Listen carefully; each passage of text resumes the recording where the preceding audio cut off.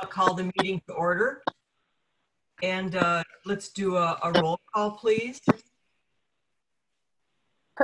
President Rozek? Here. Trustee Stokebrand? Here. Leah Blankenship? Eric Kudo? Here. Tim Hansman? Therese Klein? Here I am. All right. Barbara Kylie Miller? Here. Sangeeta Patel? Here. And Dan Wickland? Here. Okay. I believe Tim also joined, if you didn't see that. Oh, he's here? We'll just redo his name. Tim Hansman?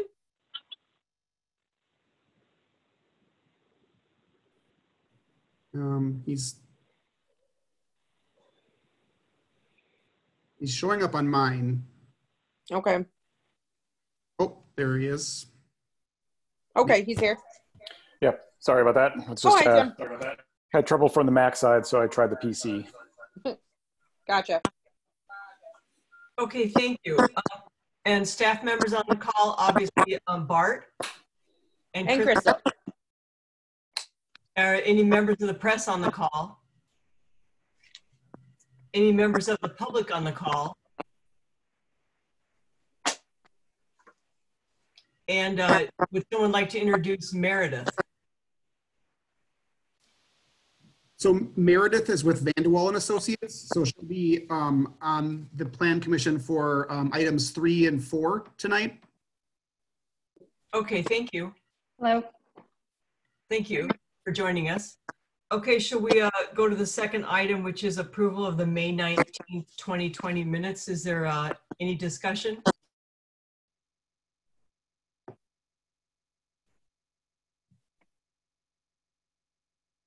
Kathy, I have a couple of things. Go ahead, Barb. There are some small little typos I'll send to Crystal tomorrow, but just a couple things worth mentioning. There were 3 places where Building Inspector Burris's name was used rather than Bart's, unless he's leading a double life that we don't know about. So that in the introduction to point number 3 in the minutes, number 4, and number 5. Yep. Got him. Okay, let me just see what else here. On page 2 of the minutes, we were talking about the different companies that you had interviewed. In the 5th full paragraph, in the 3rd line, it says here, Ms. Kylie Miller noted that she had only been with the company for a year.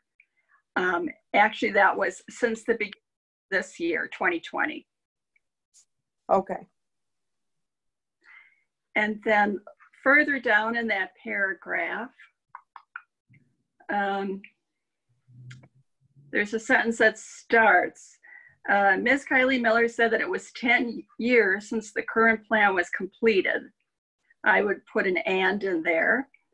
And there has been a lot of redevelopment projects completed. I would insert completed. And then I would put a period and put lessons from them and insert and unintended consequences will need to be reviewed. Some of which was learned from the traffic and parking study done last year. But again, I can email these to you tomorrow, Crystal. That would be great. Thank you. Okay, and I think those are the only kind of significant changes. Yeah, everything's kind of small.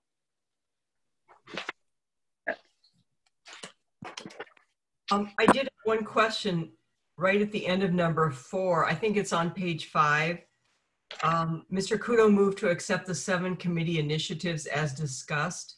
I think it'd be helpful to include those 7 initiatives there. so we're all clear. I Oh, myself okay. tried to go back through them and was having some difficulty. So maybe if Bart could help. I think it's good to list the 7 things that we're putting as initiatives for 20. I have them in my notes as well. Okay.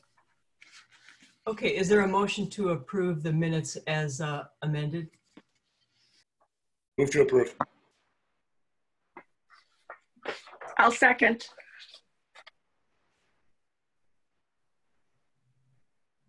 You're muted, Kathy. Sorry. With the online format, I think we should do a roll call vote.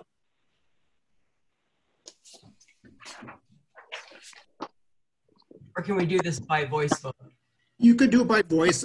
Resolutions and ordinances require roll call unless we think it's going to be close. So you could do it by voice, and if it's close, we can go to roll call. Okay, we have a motion and a second. All in favor say aye. Aye. Aye. Opposed? The motion carries. Number 3, discussion of proposed comprehensive plan update schedule. Bart? Sure. I will kind of introduce the topic, and then Meredith, if she'd be willing to go through it in more detail. I can also share that the department heads met this afternoon along with Meredith and Jackie Mitch, the other consultant working on the project, to discuss both of these items as well. So there's maybe some changes or updates from that meeting that aren't reflected quite in this particular version, but the purpose of tonight's meeting, first on this plan schedule, is to go through the schedule, make sure it meets the expectations of the Plan Commission. The goal, once again, is to get the plan adopted prior to it expiring in January. So it is a rather ambitious schedule, but this is what it is. If we need to tweak it along the way, obviously that's gonna need to be flexible on that. But this is the starting point from where we're at, and it outlines the public participation elements, potential meetings of the Plan Commission, public meetings, public engagement, and then meetings of the village board as well to adopt it. So I will turn it over to Meredith, who can maybe just go through some highlights for you, and then we can open it up for discussion to see if anyone has any questions on, the pace of things or on the, the order of which things are laid out. So with that, Meredith, if you'd like to take it away, we can go from there.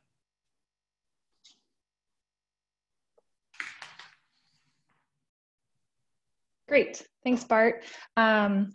Well, good evening, everybody. So yes, my name's Meredith Perks. I'm with Vanderwall and Associates, and I'm out of our Milwaukee office, calling in from my kitchen, and working with my colleague, Jackie Mish, who will be project manager on the comprehensive plan update, as well as Scott Harrington. And so you'll definitely see their faces later in the process. But I'm really glad to kind of have this meeting so shortly after our really productive meeting with staff and kicking things off today, because really getting the ball rolling in a good direction and kind of to the point of the schedule that we're going to talk about. It is a tight schedule, so having these things together is great and can kind of keep us moving quickly. So the schedule was shared earlier in the packet materials, and just don't have to go through it line by line, but it really reflects sort of the full scope of work that we'll be doing as part of this planning process, and some target dates and kind of phases of the plan update. We're with the goal to complete the draft or complete the plan by the end of the year, and an adoption early in January 2021. Based on this scope, we feel that this is possible, but again, kind of have to stick to our plan here. So this is a good time to talk things through. So we're sort of, as you can see, in the first area, we're here tonight with the adoption of the public participation plan, and we had our staff kickoff meeting, and kind of next steps for us, we're entering into our due diligence phase, where we'll be working behind the scenes to update data and demographics, and taking a look at sort of current conditions in the village, and starting the public input process. We have the public open house and stakeholder interviews kind of slated for mid-July. In the meeting today, we discussed that that could have some overlap, so the specific date will get tweaked, but just kind of a goal of early to mid-July with the public input started, and the bulk of the drafting, both for us at Vanderwall for the chapters that we'll be responsible for, and for the village and the content, Bart and staff will be completing that, really happening in sort of the July to mid-August timeframe. We'll be having check-ins and discussions, throughout that process, but really. Excuse me, Meredith, would you prefer questions at the end or as we go through? Would you like us to raise a hand or? Whatever's easiest. Yeah, no, that's fine. Feel free to raise a hand and or call it out if I'm looking away. I'm interested in knowing who are the stakeholders? How many different groups, or, with COVID, we're really stymied here a lot. I just am curious if you know yet and how you will assemble those. These are the focus groups, right? Right. So that was something that was discussed today, and kind of how we normally do it is group people together based on sort of area of expertise and be able to sort of dig in a little bit on different topics. So we have kind of an idea of some of the topic groups that we'd want to reach out to. We'll work with village staff and others to identify who those specific stakeholders will be, which we have not done yet. And we would most likely be utilizing some sort of virtual platform to have these focus groups. Chair Stokebrand? Yes, go ahead. Oh, thank you. I actually had that same question right before the meeting. I talked to Bart. And in the transportation study, we used a technical advisory committee. And I just wanted to clarify that for this study, for the comprehensive plan, the Plan Commission is our technical advisory committee in general, meaning what Bart had discussed with me is that staff will give them recommendations. So for instance, if one of the focus groups was renters, they can give recommendations of who they would have in that focus group. But if the staff has questions and wants to get input from other members or from an advisory committee on, do you know anyone that would make a good fit? Instead of asking the village board or a technical advisory committee, they'll turn to the Plan Commission, and staff will ask, we'll send out an email or something and ask for our opinions or our input. So we really will have some input on who, or if we have someone in mind for a specific topic. But just know that that's your role as a Plan Commission, as we are serving as the advisory committee to staff on things such as input into stakeholder groups and identifying people of such.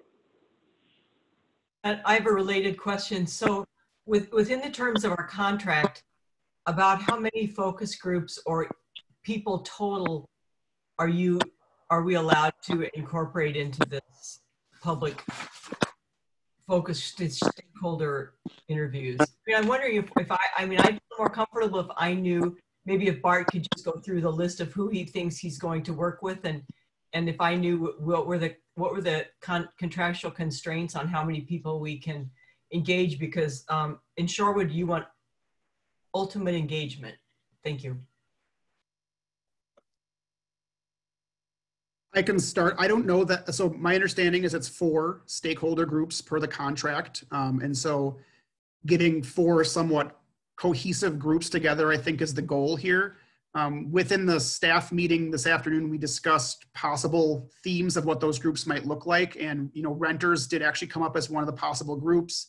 We also discussed the concept of people on both sides of the development spectrum, whether it's an actual developer who understands what it takes to, to develop in Shorewood, and then a resident perhaps, who has opposition to, things that might have happened. So a kind of a spectrum of the development sphere.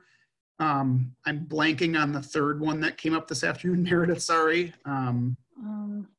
I know we discussed potentially small business owners or local business owners. The concept, sorry, I remember now. The concept was floated. We have a lot of active volunteer committees and commissions who annually do some initiatives to the board, and so there's a lot of good ideas that these committees are working on. So kind of getting one focus group together of committee and commission, whether it's chairs or members of those committees, to share their thoughts on their current progress within those groups and what they expect to do. So those were kind of the three that we as staff and with the consultant, you know, talked back and forth about needing or wanting.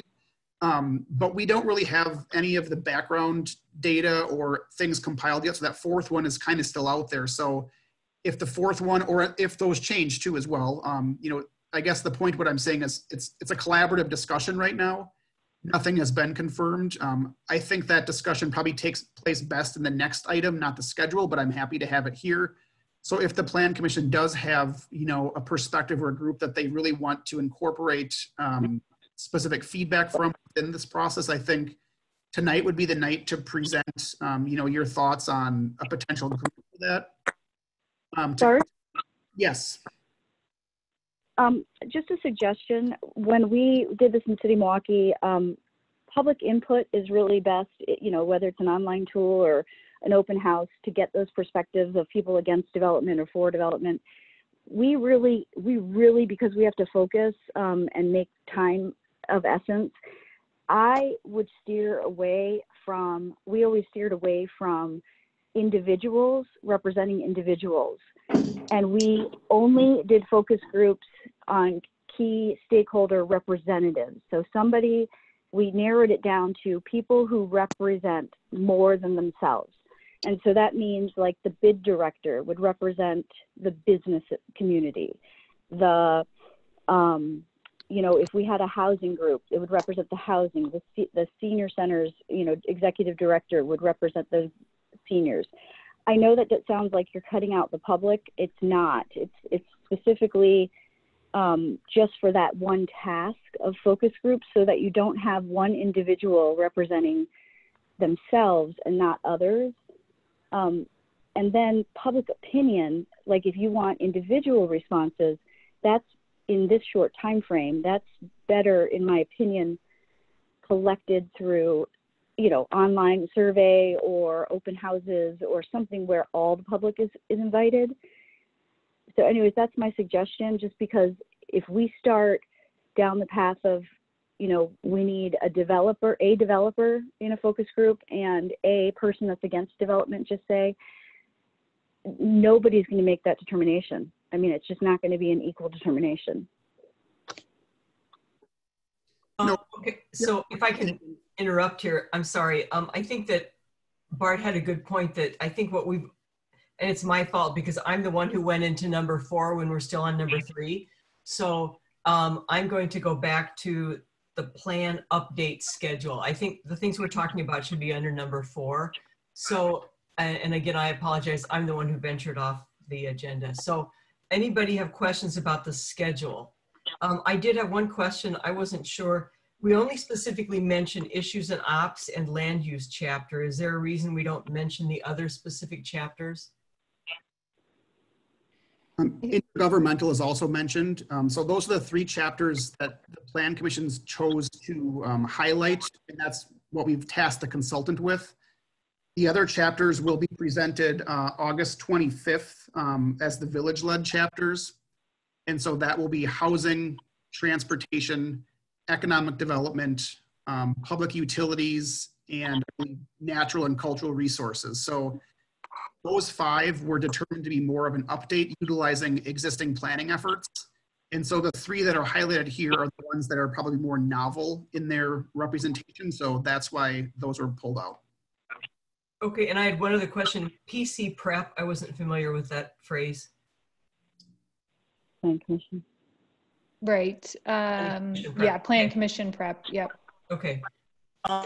Should we go around the table? Does anyone have anything? And then we can let Meredith, or should we let Meredith continue and then we can go around the table? I have some questions, however you want to do it. Around the table sounds great. I think we should let Meredith, we'll let Meredith finish first with the schedule, okay, and then we'll go around the table. Thank you. Great. So yeah, I think we've kind of covered most of it, but with, like I was just saying, the drafting really happening in July and August, and going into the kind of final phase of adoption happening in the fall, with plan commission meetings where we'll present the different chapters and components of the plan to this body for your input, and while we're still able to incorporate feedback into the draft, presenting the having a fall public input meeting in October to present the draft to the public and see sort of what's come of this process and get their input there. And then having a complete draft for the Plan Commission to review and recommend moving forward in October and November. That point would, if you recommend it on to a public hearing, triggers a 30-day wait period. So if we can have that initiated by the end of November, the 30 days can get us into a January 2021 adoption hearing. So that's what we've outlined so far. And happy to take questions. Meredith, this is Commissioner Kylie Miller. I see the first public open house is only about 3 weeks away. I don't know if you'll answer this or Bart, but what is the plan to make the public aware of this, and what exactly will that open house consist of?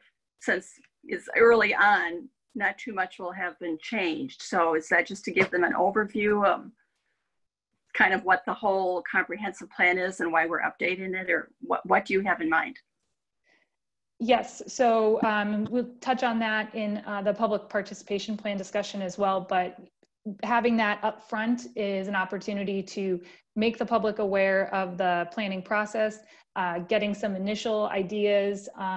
One of the chapters that we're tasked with is the issues and opportunities chapter, which is really essential to setting and kind of informing the rest of the plan. So having public input on that that topic will be really useful. So we'll do that up front, but it will be mostly less of a presentation of materials that we've prepared and more of a sharing information on the process and getting feedback from the public.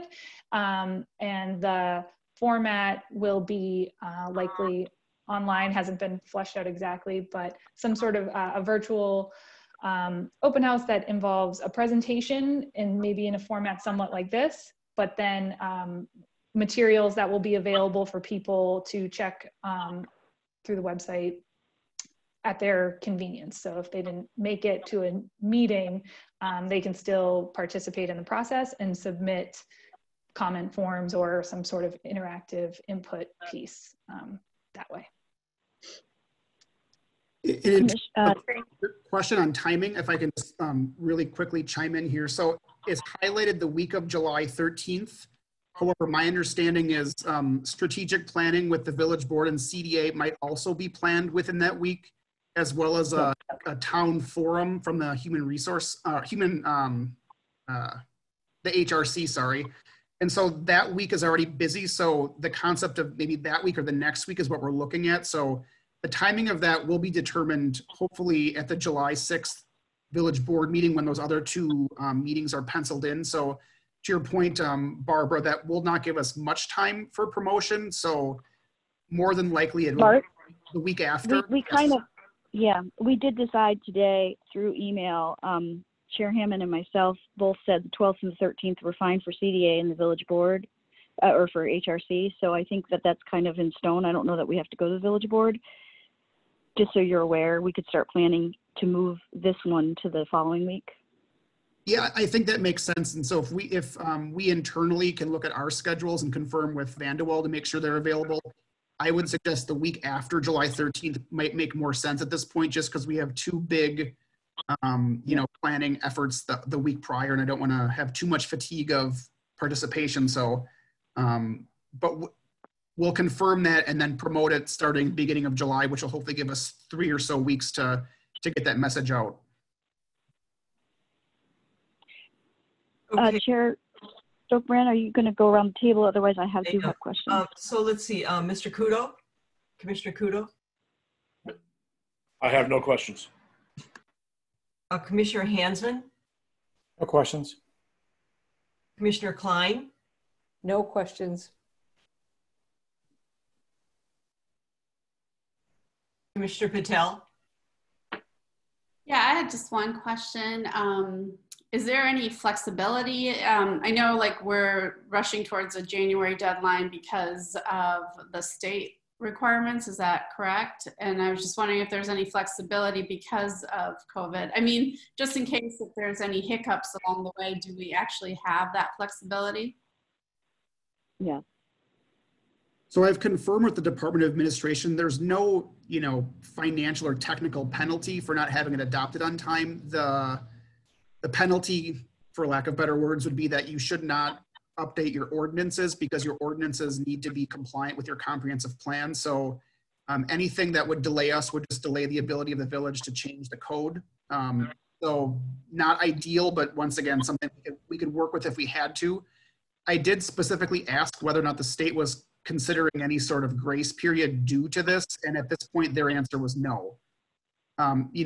If that changes, great for us, but they did indicate that it was a rather firm deadline that we were well aware of going into, and they just reiterated there's no major penalty for not complying with, the exact date. So if it pushed until February or March for that final approval, I don't know that it's terrible, but it's definitely not what we're planning for. And can I just chime in?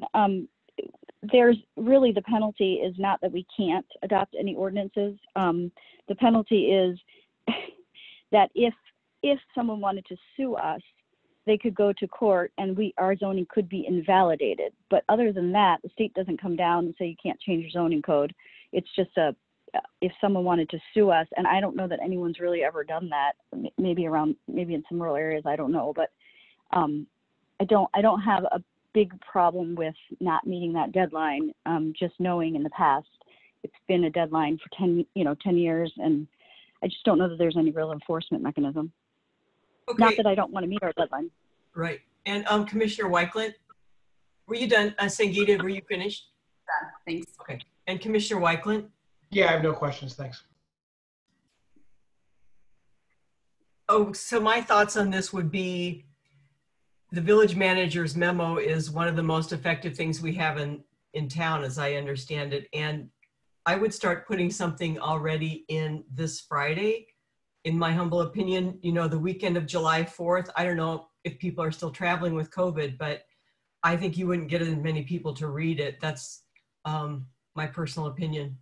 That way you'd have, people would literally have almost a month to think about it and look at the documents.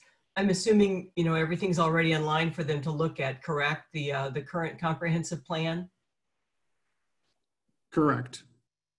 And also the RFP is available. So if people want to look at the RFP so they know what we're looking for, that was actually removed once we made the selection, but I could, I guess I don't want to promise anything because it's due by noon tomorrow to get something in the manager's memo. And it would be a tight turnaround, but I can definitely try to get things prepared. Do you have the proposed scope of work from the proposal? Yes, the response to the RFP? Yes, I would that might outline the task, which isn't always as easy as it sounds, but we could definitely get an introduction within this week's memo. It might not have all the full documents. Sure. I think just a heads up is really helpful. It gets people thinking, and details will become available, on the website the first week of, within a week, something like that. Yeah, Bart, if things are either in the manager's memo or on the website, that makes it easy for those of us who are in various Shorewood social media groups, Facebook groups, to share that, just to expand the audience as much as possible. Chair Jokran? Yes. Yes. Oh, I'm sorry. Okay, thank you. I did have some questions if everyone's done with that manager's memo. Yes, please. Go ahead. Okay. One of the things that when Rebecca got hired, her first comment to us in her interviews was our mission statement stunk. It was too long. It was too complicated. And that's really how you build your comprehensive plan. So I just wanted to let the consultants know and the Plan Commission know, I agree with her. And so the two, the mission statement really needs to be looked at. That was her observation of 12 years of experience being a village manager elsewhere. And that was the first thing she said to us. So I think it's important that the Plan Commission with the consultants look at that mission statement before any public participation occurs. Because really, when you start a comprehensive plan, your mission is the most important thing you're going to convey to the public. So that's number one of my thoughts. The second thing is, I haven't heard, and I apologize, I did miss the last meeting. I haven't heard, as the Technical Advisory Committee, the Plan Commission hasn't had an opportunity that I know of to really say what their hope for the comprehensive plan is to do or to change, meaning you might go to focus groups, but really as a Technical Advisory Committee, I'm a member of the Plan Commission, and I can just quickly say, mine is the height map. So giving some indication of where we are as a group or individual members, and then coming together as a group of what is it we're looking for, so we don't waste time on, don't waste our consultant time on things that aren't important to us as the advisory committee. That's number two. The other thought is the maps. I had talked about a little bit about this just like 10 minutes ago before the meeting. One of the things we did for the public on display before the first meeting would be to just have a series of maps that show existing conditions and a standard set that we'll use, every single time we update the comprehensive plan. City of Milwaukee has some great ones. It's like, just the current zoning, current land use, current transportation modes, what are the arterials, what are some of the minor collectors. There's a map on service districts or intergovernmental overlaying districts like the school district, just so that the public is aware comprehensively of what is. Then there's a map called, and I don't know what it would entail for Shorewood, but it's called Areas Susceptible to Change. And really that's the map they use and focus on, not redevelopment areas, like that's more opinionated, but this is like, in Milwaukee, there's tax delinquent properties, redevelopment, City of Milwaukee owned properties that have already been foreclosed on. We don't have any of those to my knowledge, but they also have like vacant property or vacant land, vacant structures or vacant land. And then you can see color spots where it may make sense to say, this looked like they're going to change. One of the things they do is owner occupied versus unowner occupied. So I don't know what those factors are, and that the consultant probably could figure out, but areas susceptible to change make a lot more sense for discussion than redevelopment areas, because everyone's going to have a different opinion on redevelopment areas. So something just fact-based that you can throw up to start your issues and opportunities conversation helped us a lot in other municipalities. And but anyways, the map called Areas Susceptible to Change, don't know what that would entail, what factors, but it really was helpful and could be helpful here. That is really all I have. Mission statement, what are our plan, the Technical Advisory Committee, which is the Plan Commission's desires for this study or this planning effort, and then what are the maps or the existing conditions and factors we're going to look at as we go forward. Thank you. Yep, thanks, President Rosick. I just want to quickly respond if I can, Trustee Stokebrand. Please. Yeah, so I'll be happy to poll the Plan Commission if you have any great, ambitions or thoughts for Vanderwall to understand going into the issues and opportunities section. I'll defer to Meredith as to when she might need those answers by. So we'll work on that, and I will poll. Maybe I'll set up a brief questionnaire and poll you all, and then I'll work with Meredith on the timeline of that. So I think that's a great suggestion to get everyone engaged and have a better understanding of where we're coming from. In terms of the maps, President Rosick, I just want to clarify. And I think I know what I would say on this, and unfortunately it's probably quicker than we can accomplish, but is the expectation that those maps would be at the first open house so that it would guide the process of the planning effort, or is it intended more so to be within the greater public engagement and final development of the plan? Because I think the first open house was meant more so as an introduction to the process and kind of gathering general thoughts. But are you suggesting that you would like to see those maps within that early planning stage ready to get feedback, or is it acceptable to get those later on? That's a great question. We always had them at that's the first step before any public involvement, just because it was what is, so people could review it. But in general, it's okay. We're small and I know our timeline's short, so I have no prescriptive. I think they were very useful to understand. People don't even understand like intergovernmental overlays, you know, like what districts are we involved with and how does that play out? When you talk about issues and opportunities, everyone's going to focus on development and, you know, what they like about development. That we've heard it all. And I would hate to waste another consultant's time with the same conversation that we had at CDA, that we've had. So something that gives, you know, the comprehensive plan in areas susceptible to change, or some tool that shows something other than I don't like tall developments and I don't, you know, I just want it to be focused and not a waste of time for our effort. And so if there's a different tool other than areas susceptible to change, or a different way to focus conversation so that you get the input you need, that would be fine with me as well.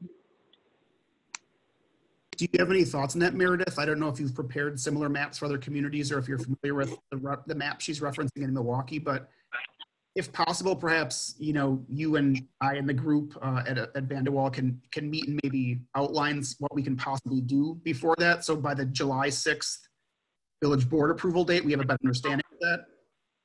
Sure. Yeah. So we have different plans have had different kind of versions of similar kind of maps, and sometimes we call it an opportunity analysis because it gets spun out from, you know, starting with an asset analysis or a challenge analysis and goes into recommendations and things. So we have done different versions and different scales of maps like that. I'm definitely going to look up specifically the areas susceptible for change Milwaukee map, because I'm not familiar with it at the moment. And I think one big factor of what we could do and when, but I like your idea of us just kind of getting together on this, is what data is available, like currently available from the village, from sewer pack, from any other sources. If we already have things, right, you know, if we have the information available, then and we can use GIS, it could be a quick process. If it's something, you know, it's a key sort of data point or layer that we want to have involved, yep, it could take more work, then that would impact time and that sort of thing. So definitely a great thought, and we can kind of look at feasibility. Okay, and this is just a thought, and I'm sure Bart would know too, probably. Does the bid and the CDA have this stuff? I would think, considering what we just went through with the CDA grants, they would have a pretty good handle on the vacant buildings in the village. Yeah, my department, the planning and development department, I would defer to Crystal's knowledge. She maintains our database, and so there's a track that we just need to access. So we definitely have that internally as well. So I think the overall goal would be to have it as soon as possible, and if not by the second week in July, just as soon as it becomes available. Is that the consensus? I think that would work. Yeah. Yeah. Okay, then does anyone else have a comment on item number 3, the plan update schedule? Raise your hand. I'll look at my panel here. Okay, Bart, then if you have what you need, we'll move on to number 4, which Allison and I both diverted into briefly. Would you want to go ahead and start off with number 4, Bart or Meredith? Yeah, I'll defer straight to Meredith. She can present a brief overview of what's included, and then you guys can take away with your questions. Great, thanks. So the The public participation plan is a required element of the comprehensive plan process. So we are kind of ticking a key box at the beginning of the process by outlining our goals for public participation as part of the comprehensive plan update, and as well as sort of describing how we will involve the public. So that's the purpose of the 2-page plan that was included in the packet as well. And so as we've been just already talking about, and it's really clear, our goal in this process, despite any challenges we might be facing with COVID and limitations on public meetings and things, in-person public meetings, you know, we want to hear from the public and get their input and make sure that at the end of this process, we have a plan that reflects the Village of Shorewood and the community's ideas and values and objectives as much as a consensus as we can find on that. So having a public input process is key. We have a number of milestones or key sort of techniques for getting public input in this plan. And as one of the comments was already kind of touching on, I think it'll be a really good balance of individual input, sort of broad public opportunities for each resident to share their thoughts, as well as sort of targeted and group representation and taking things to that scale as well. And then also having this body and others and staff input. So this process sort of incorporates voices at a lot of different levels, which I think will create a more holistic input process. So this will be a kind of a unique situation, but I think what we've outlined will accommodate the public input requirements and even possibly broaden opportunities for input by having things online that folks can look at and respond to in their own time when they're free, rather than sometimes try as hard as you can to have an open night. People's schedules are so busy, you try and schedule an open house and turnout is low because it turns out something else was going on in the community that night. So we're hopeful that these strategies will actually encourage more people to participate. So in the bottom of the first page of the plan, we have the techniques or sort of specific input opportunities that we've outlined. We've already discussed the initial open house, and we can talk about that a bit more, but you know, it would be a virtual opportunity, more of an informing the public of the process and getting some initial feedback. There would be public meetings to review the drafts and get input, and again, as we've discussed, having this body be the technical advisory committee, having these public meetings which incorporate opportunity for public comment really helps keep this process in the public. We'll be holding the focus groups and utilizing the village's existing outreach channels, both digital and sort of all of the ways that you are already reaching out to residents and groups in the community. But I think that'll be a big challenge to this process because it is a unique circumstance and you want to make sure everybody knows how to get to the materials that we're posting online that are available. And then we see sort of as the end of those techniques, the formal public hearing to adopt the plan, which is the required method by state statutes. The Plan Commission will recommend the plan to the village board who ultimately adopts it, but there is a public hearing involved in that process as well. So public input will be happening throughout the drafting process as people can see at each stage what the plan is looking like right until it's adopted. But I think we can have didn't want to spend too much time on that, but have a discussion or answer questions or take your thoughts on this plan. Okay, Bart, did you want to add anything? I think she covered it pretty well. The one thing I clarified, and I don't know if Barbara's in or not, be joining or not, so I hope that she's able to join us. So the one thing I clarified in the staff meeting today is the use of social media it's not our intent to engage via social media within this planning process, in the respect that we would post something and then, respond to comments kind of response. It's more so as a way to drive people to more formal ways to respond. So we might have a social media post saying the draft plan's available on our website, direct people to that link, and then within that area have a place where they can submit a formal comment. For the transportation and parking group, that worked pretty well. We had 83 comments submitted. I think that were actually very useful. The whole concept of social media in this plan will be to promote and advertise the opportunities, but then to take the comments in a more formal manner that's not, comments behind the post kind of thing. So I just wanted to clarify the social media expectations of the planning effort. Okay, thank you. Barb, I think you're not muted. Is everybody muted? I'm getting some feedback. Anyway, okay, we'll go around the table a little bit then on number 4, the public participation plan. I guess my question was, I saw a lot of references to written comments, and hearing that you got 83 written for the parking makes me feel good. So my question is, during I'm assuming it'll be a live Zoom kind of thing, and when we have the public open house, do we then transcribe comments that people make?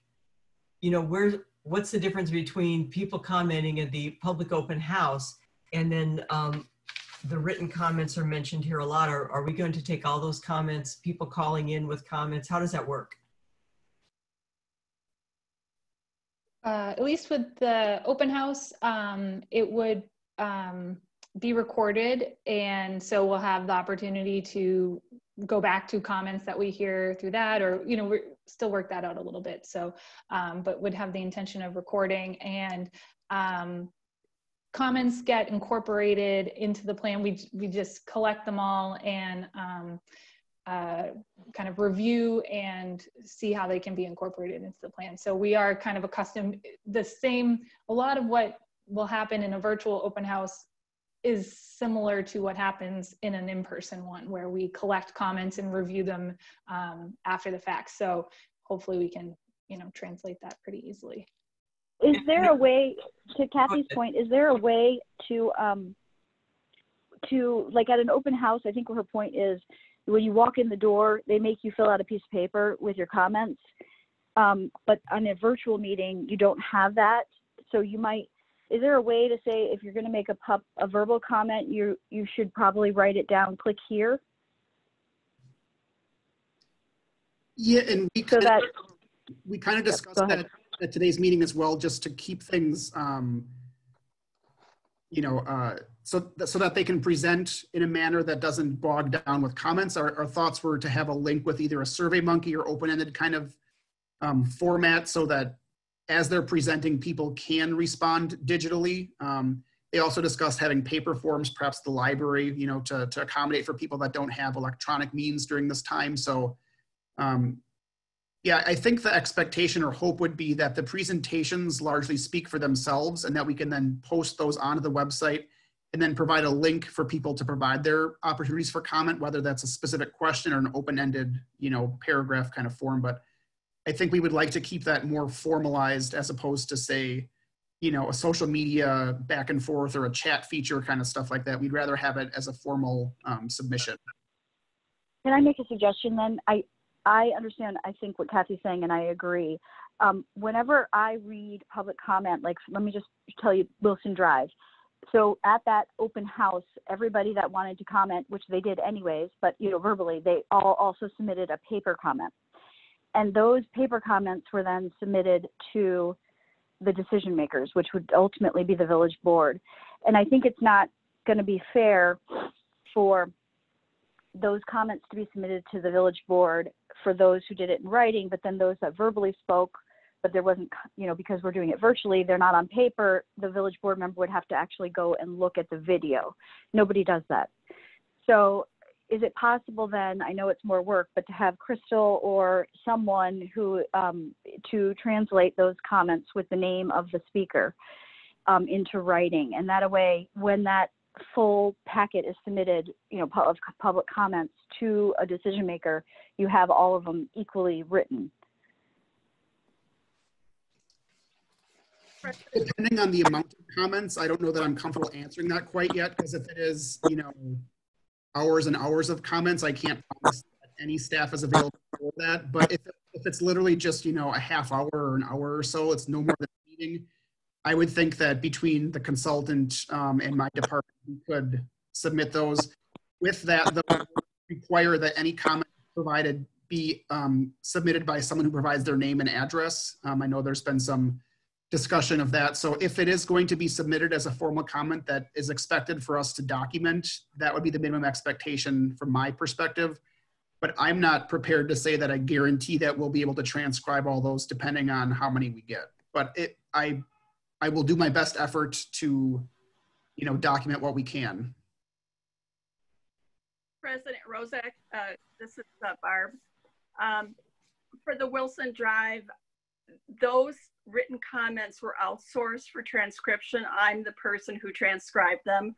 I think there were at least 150, and it took me hours, including having to decipher people's handwriting. But then in addition to being made available to the Wilson Drive Steering Committee, they were also put on the section of the webpage for the Wilson Drive project and became a matter of public record. So I don't know that if we're going to have a lot of comments, we want to depend on staff to have to transcribe them, because it really is very time consuming to do. Thank you. And maybe we look into that. Thank you so much.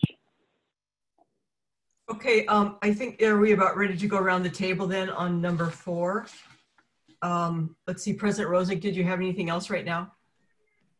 I did, just one thing.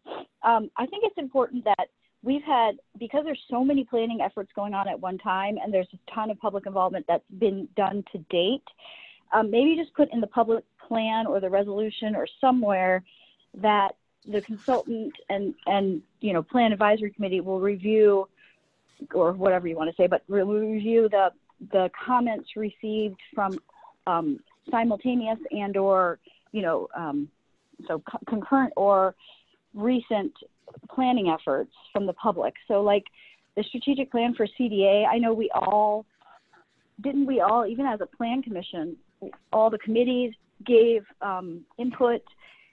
That might be useful to say we review those, because that's another form of public involvement. You don't have to always repeat the wheel. And I don't know if it goes in the resolution or the public involvement plan, but that's just one other form of public involvement. That's all I had. So are you saying, can we encourage everyone to submit their concerns in writing, because we can be certain that those will make it into, because I think isn't the thing you want to like sort of develop a data set.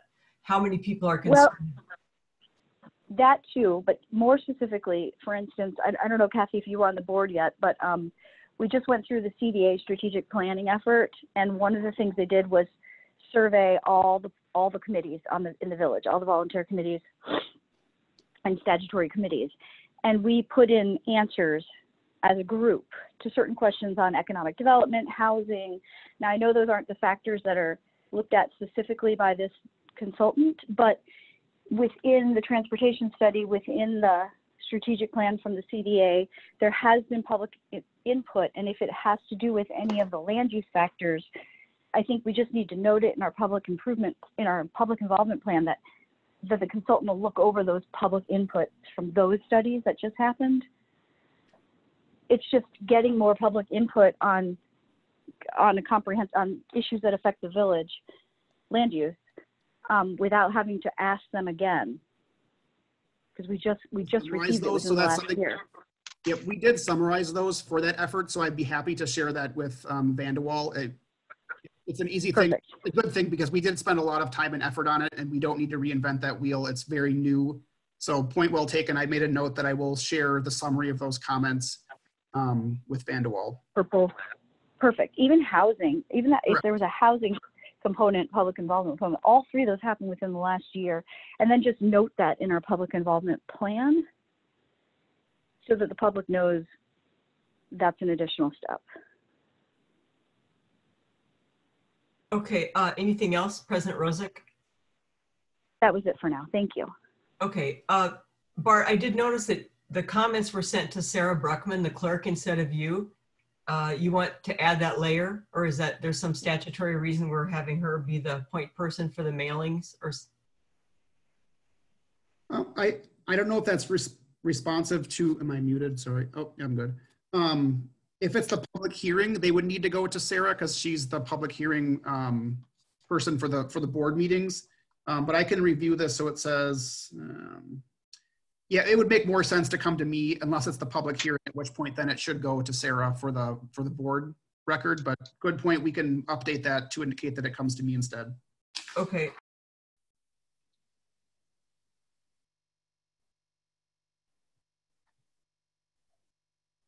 I'm muting at the wrong time. Mr. Kudo? No questions or comments. Mr. Hansman? I just had a question, and maybe you know this from the Wilson Drive, but on the website in particular, what kind of information is required for people giving comments? Is it just like name and address, or to make sure that they're a village resident? You know, what kind of qualifications are, or I guess, firewall is there to make sure we don't get weird comments? We have a good question, and I don't know if Attorney Bear is here, but we have always required address and name. It doesn't necessarily, from my understanding, not because they have to be a resident, because you could be an employer, you could be someone that works here, but I just always, that's what I've always been required at a public, you know, citizens to be heard or a public hearing. Does anyone else know anything different? No, that's pretty standard. So in terms of if we made an online form through our website, I can make those required fields. The only thing I can't promise is I can't verify them. So if someone puts in John Smith at 123 Main Street, I'm not going to be the person to go through all those and say, well, that looks like it's bogus or not. So I can require it to the best of our ability, but once again, I can't promise to go through and verify that I think it's real. So there always is that fortunate workaround with online, you know, participation, but I would require it as a field, and that's the best I think that we can do at this time. Is there a way to identify or to put on that form, like what type of stakeholder they are? So are they a business owner? Are they a landlord? Are they it might be helpful. Are they a resident? Like, are they speaking for a group? If I can add the field, that's easy to do. Thank you. Great, thank you. Commissioner Klein? No questions. Commissioner Miller?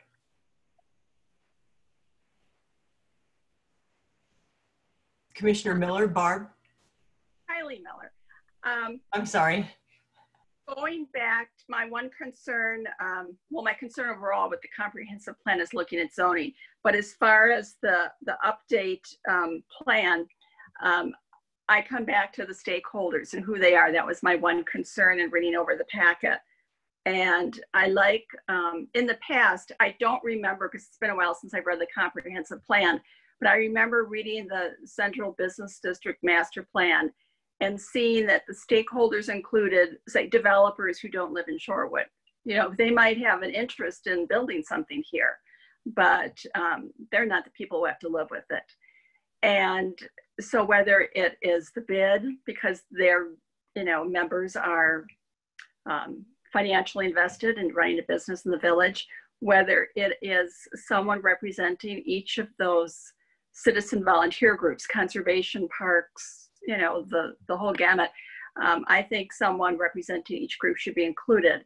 I like the idea of doing some kind of outreach, so to maybe residents who have not been asked to participate before. Doesn't have to be the whole stakeholder group, but just, you know, in the past, there's been kind of the insiders, people who, you know, were former trustees or friends of the president, or, you know, I would like to open it up, because now is the time to find out what the village wants. We've done all these development projects the last 10 years. You know, what does the public think? Do they want to do something the same? And when President Rosick was talking earlier about the, what was that?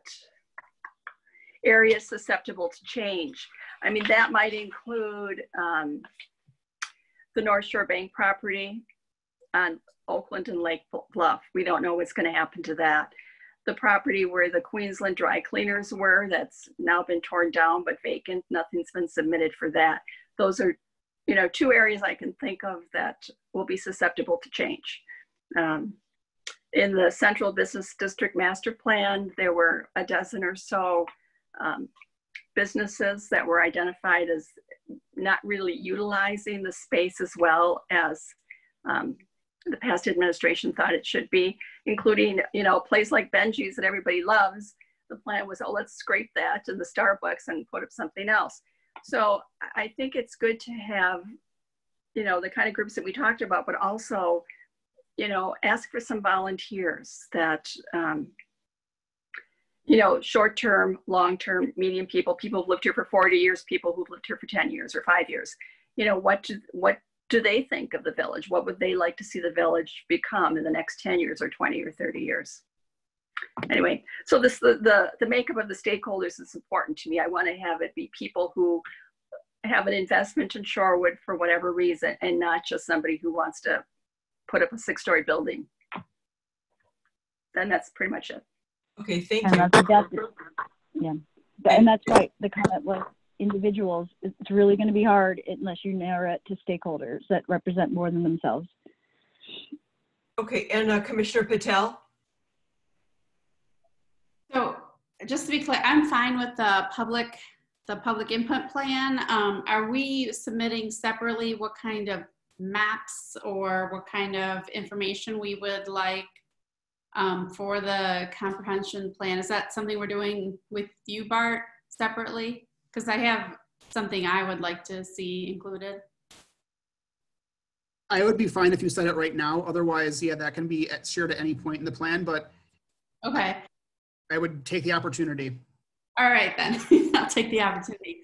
So the one thing that I was thinking that it makes Shorewood particularly unusual that I would like to make sure is kept in mind when we're looking at a comprehensive plan is just that amongst, like, you know, when we moved here, I looked at the community and was very surprised to find out that 54% of people rent, because when you look, it doesn't appear coming from a different kind of suburb altogether.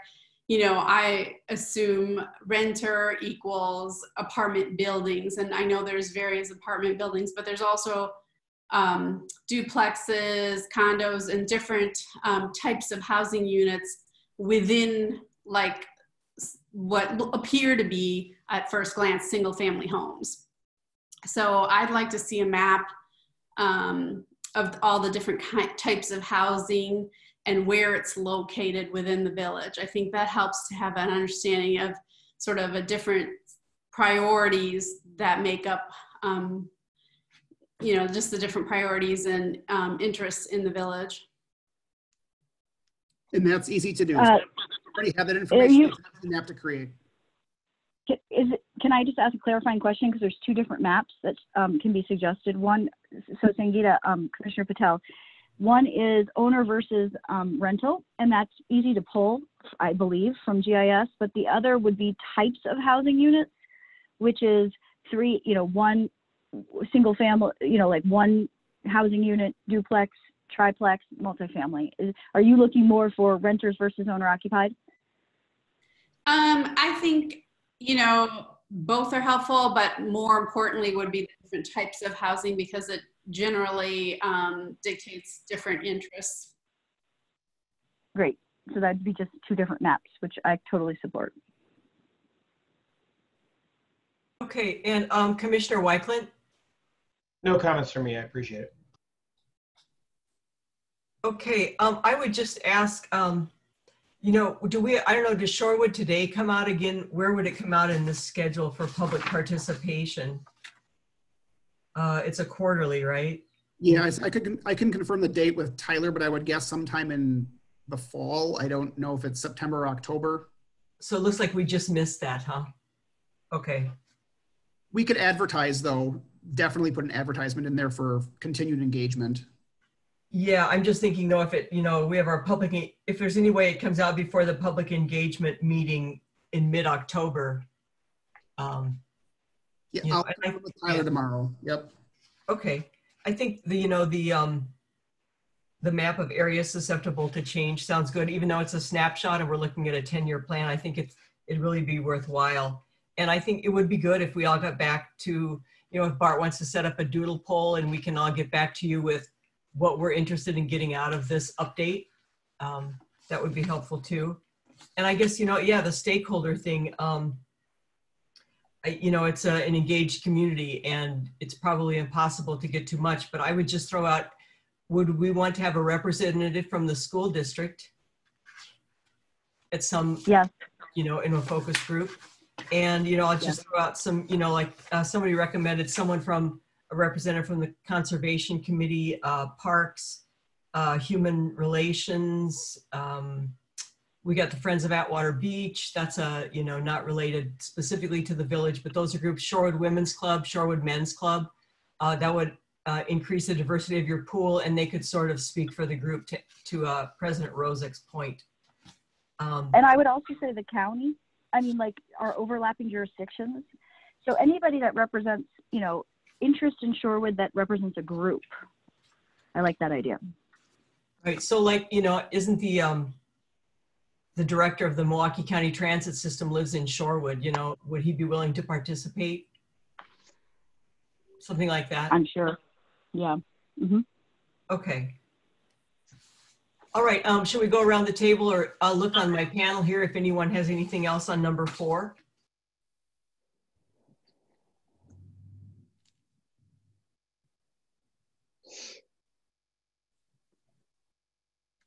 Okay, do we need a motion on any of this, Bart? Yeah, ideally the Plan Commission would recommend the plan either as submitted or with certain modifications, because I will indicate when the board reviews it on July 6th that you reviewed it. If there is no, consent on the motion, that's fine, but my preference would be for a motion with any specific changes that we could take to the board.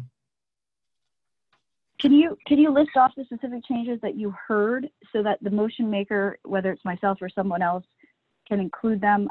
I heard looking into advertising or publicizing the word broader. I don't know where that would fit. I also heard for myself just looking at past studies that happened either concurrently or within the last year, the public involvement comments. Is there anything else that was mentioned by commissioners?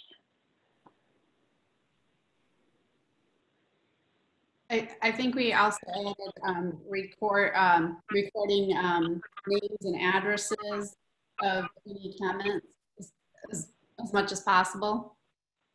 Yep. Art, did you hear anything else? I'm just looking at my notes real quickly.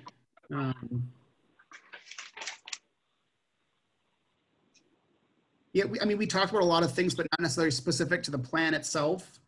So I think the plan as drafted is pretty good as a set of bones, but yeah, you did request for specific information on how to submit public comments and the composition of the focus groups, I think are the 2 primary things that I heard.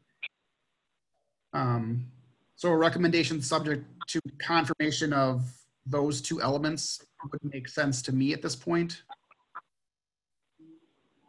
I would just like to make just a point of information too. On the second page of the draft, the publication plan, the narrative, it talked about possibly providing public comment at the beginning, during, or at the end, or a combination. Given the engagement level of our community, I would encourage us to try to do one at the beginning and one at the end, and hope that it wouldn't go on for hours, but I'd be interested in other people's feelings about that. Kathy, I agree 100%. With the Zoom meetings, and this is just my observation, with Zoom meetings, it's really hard to keep order in a public meeting just because of the format. You can't mute people, at least in our format that we've chosen. And so if there's a better way to, the back and forth sometimes goes for hours. Our last village board meeting was, I think, 6.5 hours due to back and forth discussion during public comments. And I love public comments, and I just would like to see it structured, or at least tried to be structured, so that we can conduct business as well and make sure that we're not, you know, killing our staff and our consultants with overload of time commitment. So if that's my thought on it, and I'd like to hear from the other commissioners, but a before comment and an after comment. So before maybe board deliberates, or, you know, whatever, or the consultants talk, and then after, I don't know what the right combination is, but something, the back and forth during gets a little out of hand on a Zoom meeting. I wonder, Meredith, what ideas do you have?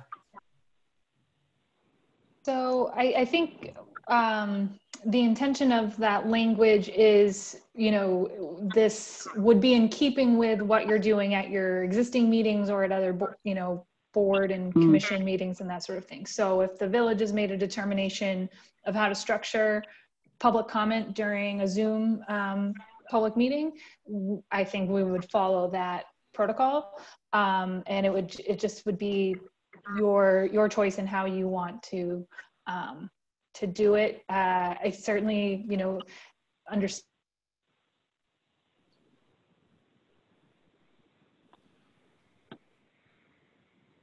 Are you there? Am I the only one that can't hear? I think she froze. Oh, no, I got it now. I'm sorry, could you please start again, Meredith? Let's see, where did you leave off? I believe she's frozen. Oh. Not literally. So going with her, for her first comments, what do we do at the village board meeting? I guess the question is, do you limit back and forth? Like, is the point of public comment to hear the public comment, or is the point of public comment to hear for them to ask questions of the consultant and to get dialogue back and forth? That's the main real question of public comment. We've tried it both ways, and I think it's valuable to be able to do the back and forth at a specific time, maybe at the end or at the beginning, but it really is up to what we think. I'm just warning that the back and forth sometimes gets off topic, and it's very hard to control in a Zoom meeting, because people start answering and other questions start coming up, and people just start chiming in and they unmute themselves. And so I agree with the public comment theory of just letting people state their comments, saying thank you and moving on, but that also limits some public questions and answers. So I'm not the one that wants to be the decider of that for this effort. I'd like to hear what Bart thinks and also what the other commissioners think. Is there a chat box version of Zoom or something where you can get written comments into the chat box? I guess I don't really use Zoom that much, so.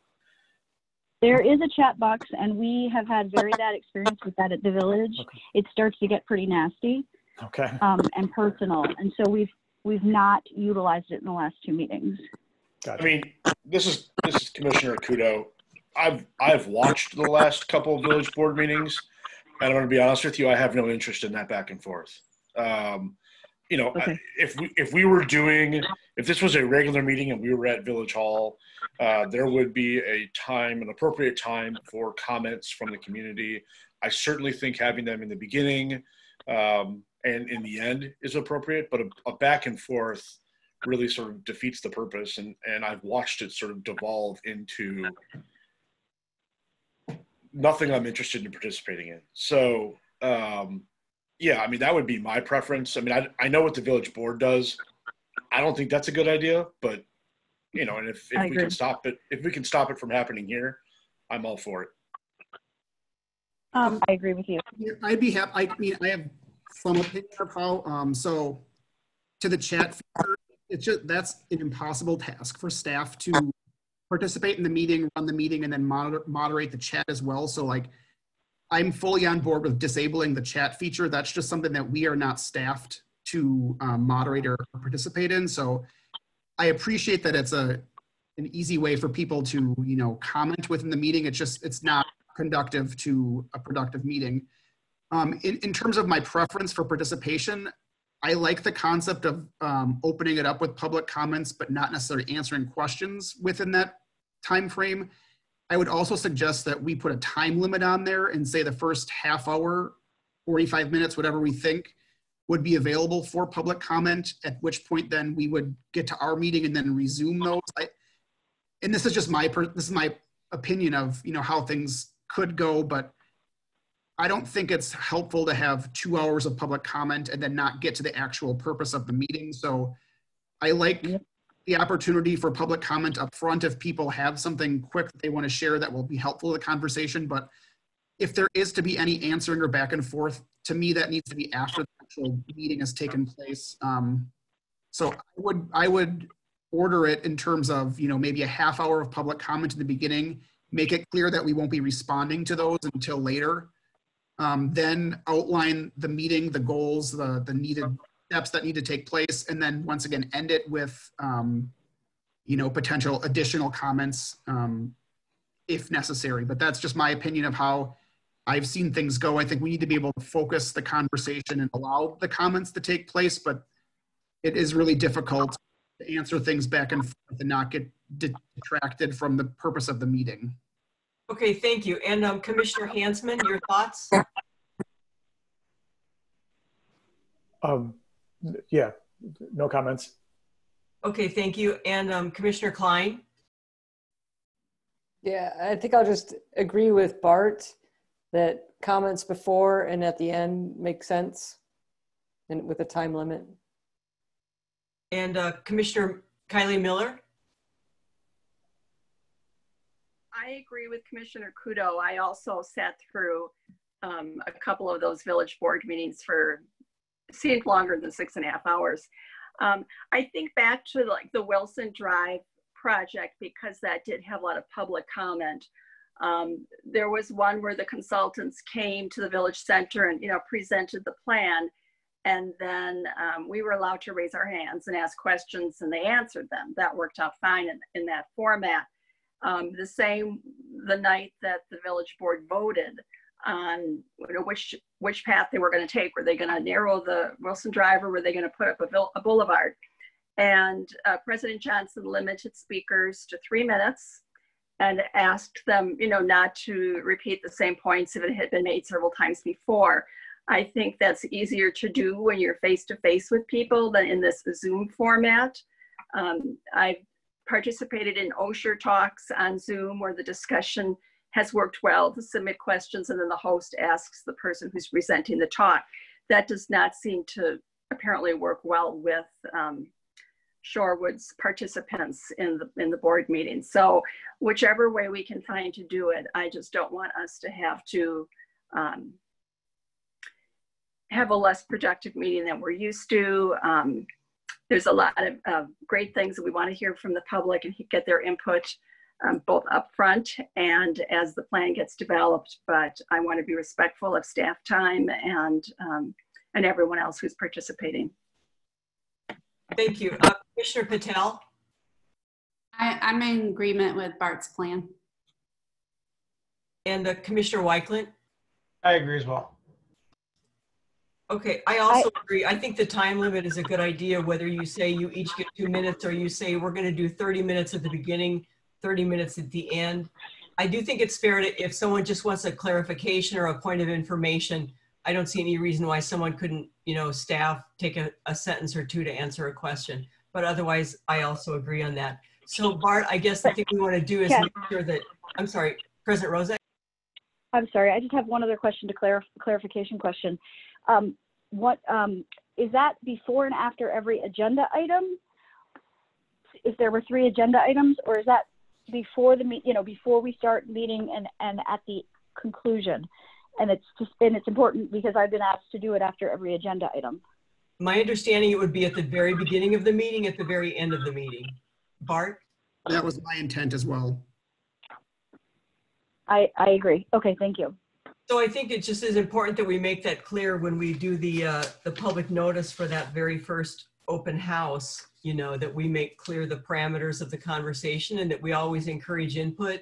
And we love it if people want to send something in writing to you, email, snail mail, whatever, right?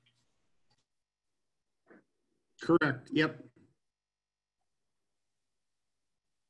Okay, so do you want a motion for the schedule and the participation plan, or should we do it as one?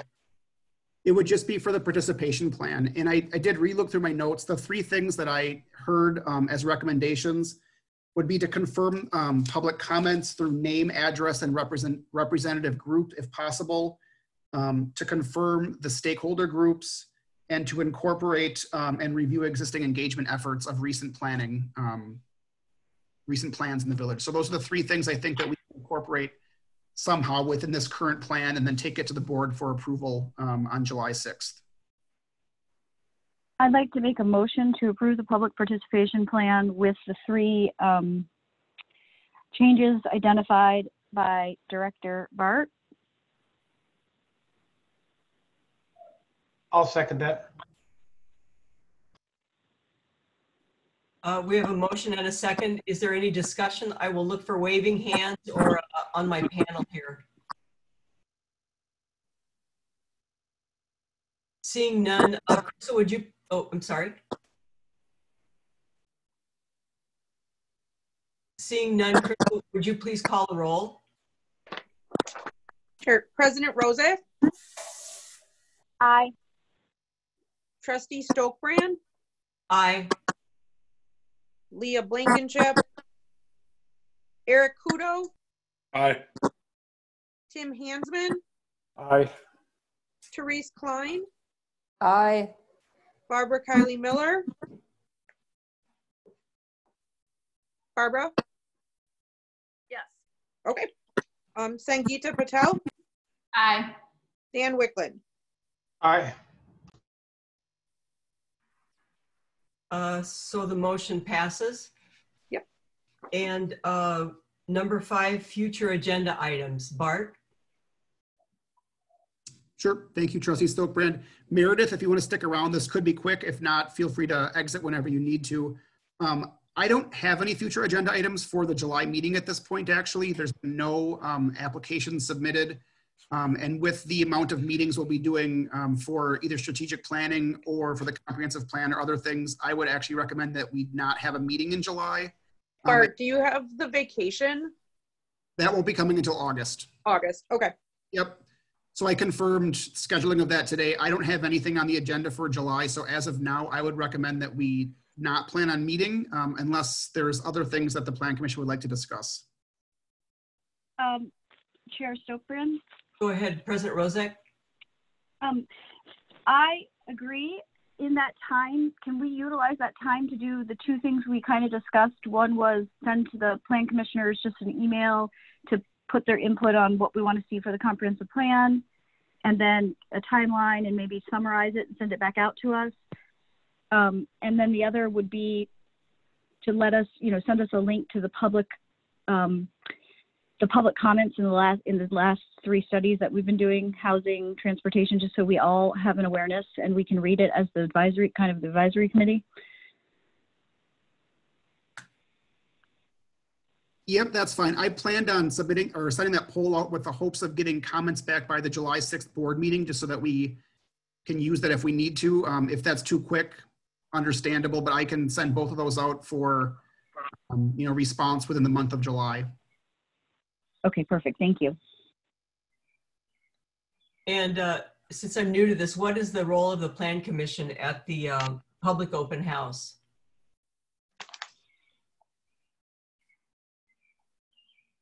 I think we should be there. We definitely should be there and listen. But I think my perspective has always been that the consultant and Bart take the lead.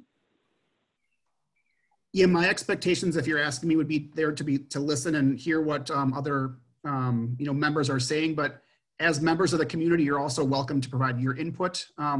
Individually as a citizen or whatever group you choose to identify with at that point. But yeah, I think at the open house, it's important as the advisory group to listen to see how things are going, and then bring any feedback back to either myself or the consultant post meeting.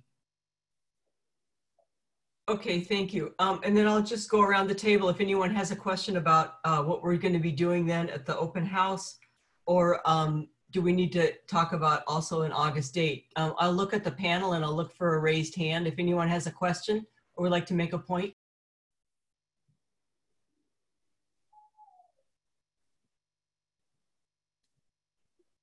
I guess not. So we'll be at the July meeting. We'll look for information from you, Bart, about the our priorities for the comprehensive plan, and we'll review those comments. And then do we want to set an August meeting date? Yeah, the typical would be August 20th. I have one other question. Go ahead. Sorry, I have one other question. Go Are ahead. we going to be able to review the materials, the Plan Commission? What is the date? So for the open house, the first open house, if there are maps or materials that will be provided, I really would like the opportunity to see what they were before it hits the open house. And Yep. how do we get that done? Yep, I'll work with Meredith and Jackie to get those done, hopefully a week ahead of time, and send them out for, you know, review and comment. I think that's an appropriate request. So if we're looking for a July public open house the week of the 20th, I would hope that we could have those materials done by the week of the 13th. Okay, thank you. All right, and then just for planning purposes, then are we looking at August? Would it be the 18th?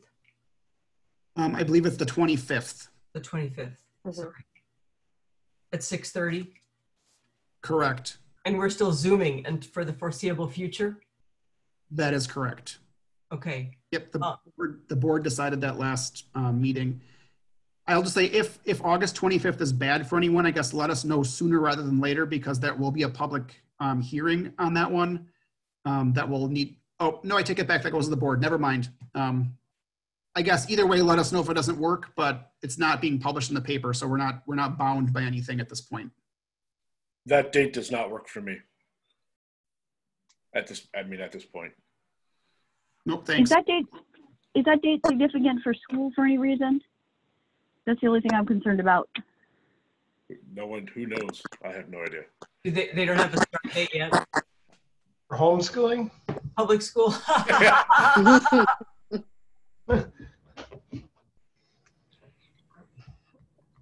If it doesn't, yeah, just keep us posted if it doesn't work. Okay. Put on the Tuesday, another day.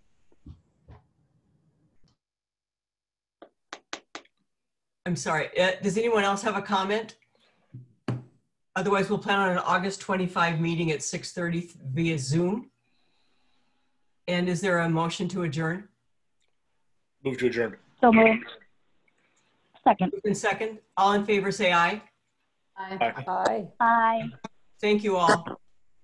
Thank you, Thank you. Kathy. Thanks, Bye, everybody. guys. Thank you. Good night.